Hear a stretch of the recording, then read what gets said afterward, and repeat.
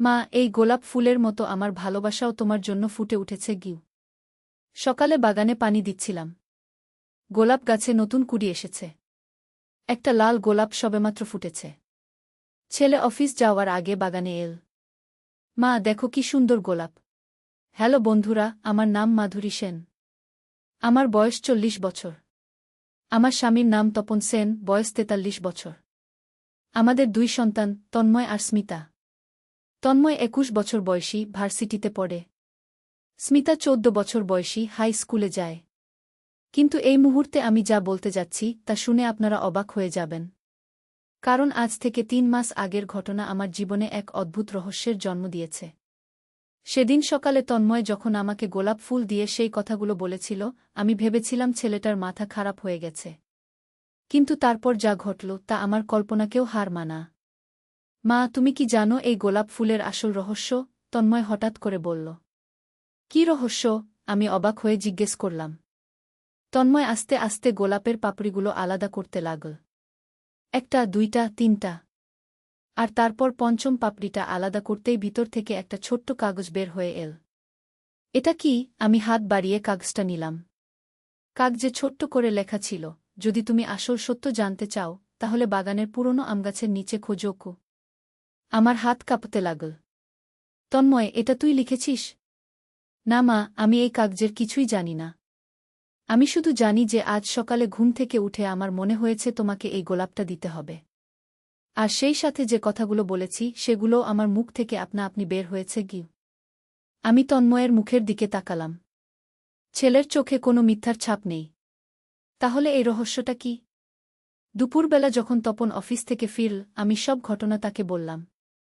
তপন প্রথমে হেসে উড়িয়ে দিতে চাইল, কিন্তু যখন আমি কাগজটা তার হাতে দিলাম তার মুখের হাসি উধাও হয়ে গেল। মাধুরী, এই হাতের লেখা গু। তপন কাগজটা আরও কাছে নিয়ে দেখল। এটা তো আমার মায়ের হাতের লেখা। আমার রক্ত জমে গেল। তপনের মা মারা গেছেন 5 বছর আগে। তুমি নিশ্চিত? আমি কাপা গলা জিজ্ঞেস করলাম। 100% নিশ্চিত। আমার মা যেভাবে জো আর্ক লিখতেন হুবহু সেইভাবে লেখা গু। সন্ধেবেলা আমরা সবাই মিলে বাগানে গেলাম। পুরনো আমগাছটা আমাদের বাড়ির একদম পেছনে। গাছটার বয়স প্রায় 50 বছর। তপনের দাদা এটা লাগিয়েছিলেন। এখানে খুঁড়তে হবে নাকি? স্মিতা জিজ্ঞেস করল। তপন মাটিতে হাত দিয়ে খোঁজাখুঁজি করতে লাগল। হঠাৎ একটা শক্ত জিনিস হাতে পড়ল। এটা কি? তপন মাটি সরিয়ে দেখল। একটা ছোট্ট ধাতুর বাক্স। বাক্সটা খোলার জন্য একটা বিশেষ ধরনের চাবি লাগে। এই চাবি কোথায় পাব? আমি ভাবলাম। তন্ময় হঠাৎ বলল, মা, তোমার গলার লকেটটা একবার দেখো তো। আমি আমার গলার লকেটটা খুলে দেখলাম। লকেটের পেছনে একটা ছোট্ট চাবি লাগানো ছিল, যেটা আমি আগে কখনো খেয়াল করিনি। লকেটের চাবি দিয়ে বাক্সটা খুলতেই ভিতর থেকে বের হলো একটা পুরনো ডায়েরি আর কিছু ছবি। ডায়েরির প্রথম পাতায় লেখা, আমার প্রিয় পুত্রবধূ মাধুরীর জন্য। তপনের মায়ের লেখা। আমি ডায়েরি খুলে পড়তে লাগলাম। মাধুরী, যদি তুমি এই ডায়েরি পড়ছ তাহলে বুঝতে হবে যে আমি আর বেঁচে নেই। কিন্তু মৃত্যুর আগে তোমাকে একটা গুরুত্বপূর্ণ বিষয় জানিয়ে যেতে চাই।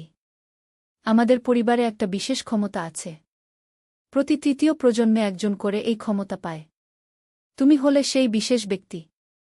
তোমার মধ্যে ভবিষ্যৎ দেখার শক্তি আছে। কিন্তু এই শক্তি তখনই জাগ্রত হয় যখন তুমি সবচেয়ে বেশি উদ্বিগ্ন বা চিন্তিত থাকো। আজ তন্ময় তোমাকে যে কথা বলেছে সেগুলো আসলে তোমার অবচেতন মনের ভবিষ্যৎ দেখার ক্ষমতা। তোমার মন জানে যে আগামী কয়েক মাসে তোমার জীবনে বড় পরিবর্তন আসছে। কিন্তু চিন্তা করো না। যা ঘটতে যাচ্ছে তা তোমার জন্য ভালো। আমি পরের পাতা উল্টালাম। মাধুরী, তুমি গর্ভবতী হতে যাচ্ছ। 3য় সন্তান। কিন্তু এই খবরটা তুমি এখনো জানো না। আগামী সপ্তাহে ডাক্তারের কাছে গিয়ে নিশ্চিত হবে। এই সন্তান হবে খুবই বিশেষ।